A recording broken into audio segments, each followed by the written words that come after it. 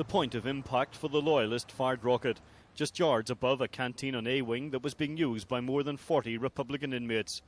The wing houses around 150 paramilitary prisoners, about 100 Republicans and 50 loyalists.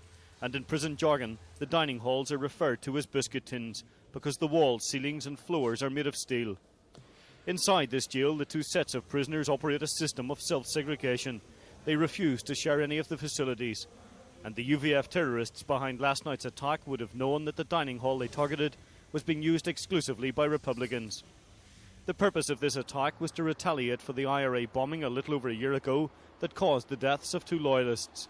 Privately, prison officials had been expressing concern that there might be some form of loyalist counterattack to mark the anniversary of the explosion, but they wouldn't have expected it to have been mounted from outside the prison. Although carried out by the UVF, this attack was sanctioned by the leaderships of the UDA, the UVF and the Red Hand Commando, groups that fall under the umbrella of a so-called combined military command.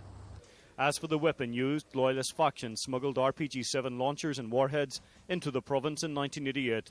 Some have been recovered by the security forces, but others remain available to the UVF. The attack has also revived calls for segregation to be introduced at the jail, and the local MP said it was time for the government to change its stance. I think they're being bloody-minded in this matter, to be quite frank. There's no reason in the world why they can't grant some form of separation. It exists in the maze. And to ask remand prisoners coming in fresh from outside to accept that regime within the prison is diabolical.